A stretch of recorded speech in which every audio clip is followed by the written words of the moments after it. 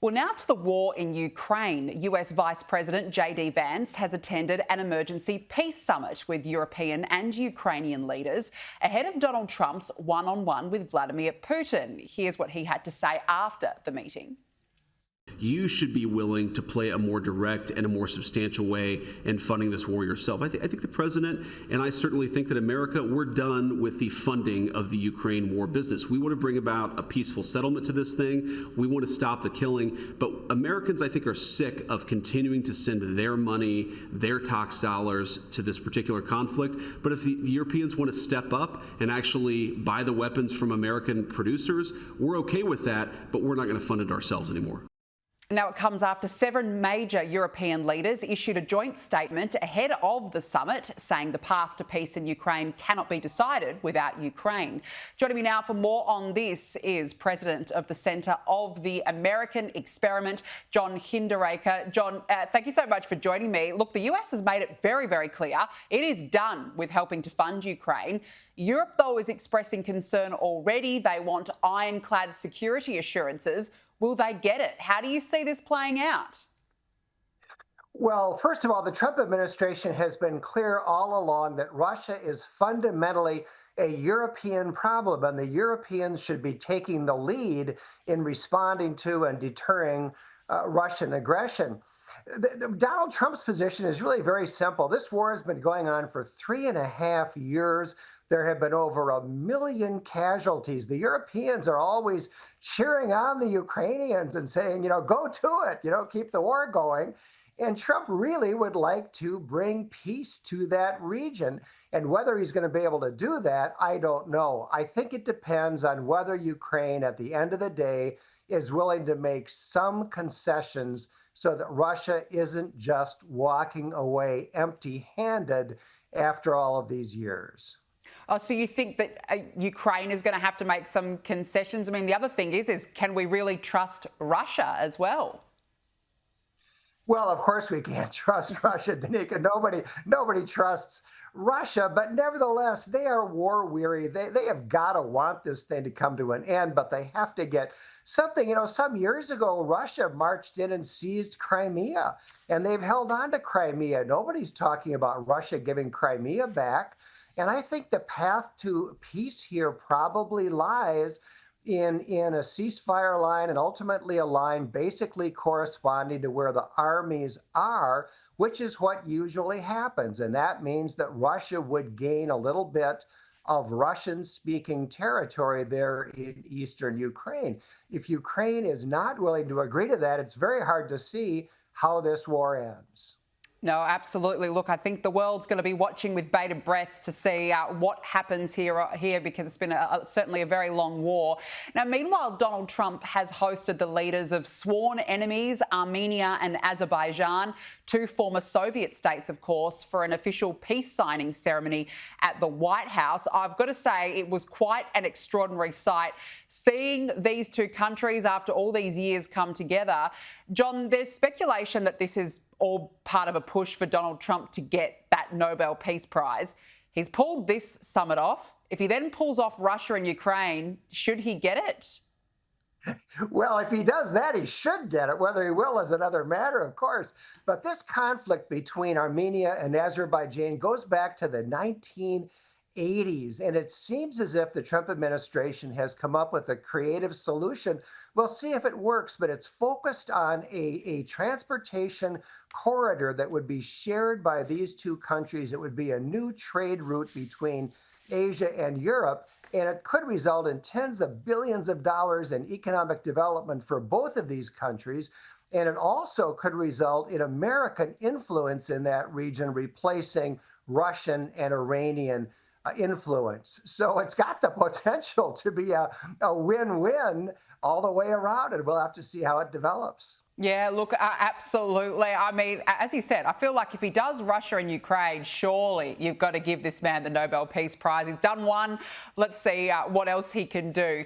Now, this is quite fascinating. Donald Trump has vowed to immediately force all homeless people out of Washington, D.C. to an undisclosed place far away. He's taken to Truth Social, posting, quote, "I'm going to make our capital safer and more beautiful than it ever was before. We want our capital back." Look, John, I'm very curious to know how he plans to do this. He's also spoken not just of the homeless, but also of criminals. I mean, he's spoken about criminals for many, many months now. But will it be easier said than done, in your view, to actually move the homeless out of Washington, D.C.? Danica, it can be done. Washington, D.C. has been a disgrace for a long time. It's got the fourth highest murder rate of any American city. There are thousands of homeless people. If you go around American cities, there are some where you're stepping over homeless people on the street. There are others where there are no homeless people in sight. We don't have to have this plague all over our urban areas. And that's a matter of local law enforcement. So Trump is going to do a press conference tomorrow. He'll announce more specific plans. The mayor of D.C., Muriel Bowser, says she's going to cooperate in Trump's efforts here. So I'm hopeful that he's going to be able to clean up Washington, D.C. and make it a capital that the American people can be proud of. Yeah, look, fair enough, and good on him for trying to do something about it. We'll be watching that closely. Now, Bernie Sanders has slammed former Vice President Kamala Harris's 2024 presidential campaign, accusing it of being heavily influenced by wealthy people. Gee, who would have thought? Here's what he had to say. One of the reasons, in my view, that Kamala Harris lost this election is she had too many billionaires telling her not to speak up for the working class of this country. Well, no, I don't think that's, I like Kamala, she's a friend of mine, but she was, her core consultants, were heavily influenced by very wealthy people. John, I think Bernie Sanders is absolutely spot on. She had all these wealthy mouthpieces. Remember the actors like George Clooney, singer Beyonce. None of these people represented middle America.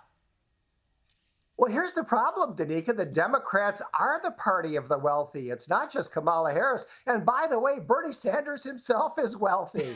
the best demographic the voters have, that the Democrats have in terms of voting, is people with incomes over $200,000 a year.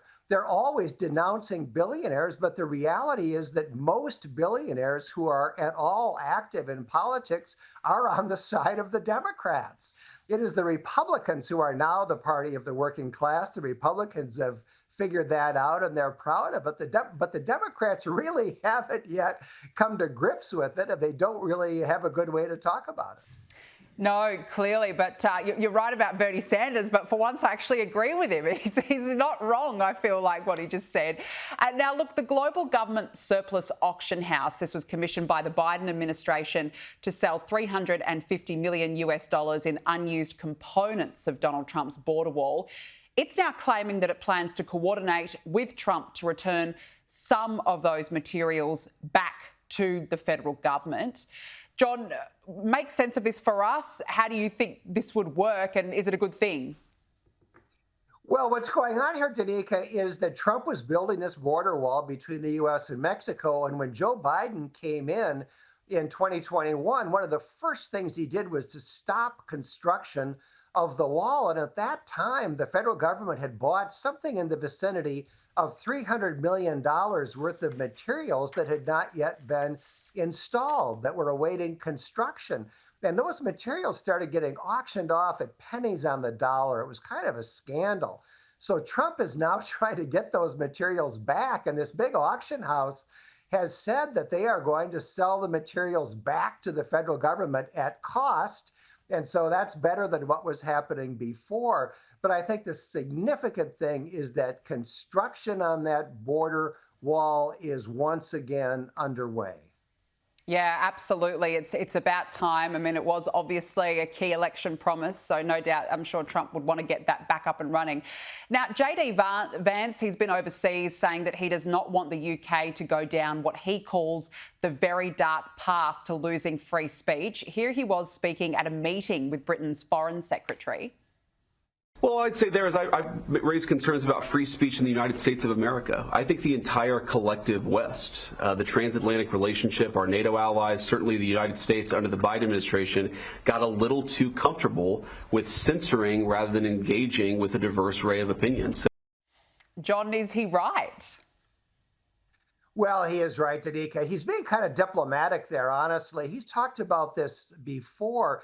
The reality is that the United Kingdom and a number of other European countries embarked on immigration policies that turned out to be disastrous, and people don't like them. And in the UK in particular, instead of facing up to the fact that these policies have failed and trying to do something about it, the government instead is trying to suppress criticism from people who don't like what's happened. And so in the UK, now you can have your doorbell rung and it's a couple of police officers who don't like something that you tweeted. And we've had a number of people in the UK actually imprisoned for saying things that clearly would be constitutionally protected speech here in the United States. And so there is a real issue of free speech. I think it's true across a good part of Europe, and it certainly is true in the United Kingdom. Yeah, I think the UK is absolutely stuffed right now. Before I let you go, John, I want to ask you, I mean, we've had JD Vance basically telling the UK off in front of the Foreign Secretary over there. A couple of weeks ago, Donald Trump was in the UK saying pretty much the exact same thing to the UK Prime Minister. What do you make of this technique the White House is using, going to these countries and just telling it like it is? Well, Donald Trump says what he thinks. You don't have to sit there and speculate about what Donald Trump thinks about something. He'll tell you. And to be honest, Danica, I think these are conversations we need to have. I think that the Europeans needed to be told that they should step up and play their part in NATO. They needed to contribute, and they weren't doing it. They now agree with that. And I think that similarly, it's a good thing for Trump and Vance to say, look, we in the West have for hundreds of years been committed to free speech. It's really the foundation of democracy, and we're seeing it start to slip away. I think it's good that they are pointing these things out. I completely agree. It's good that they're saying it like it is, and gee, it makes for some good television as well, I've got to say. John Hinderaker, nice to chat with you. Thanks very much for joining us on the show this evening.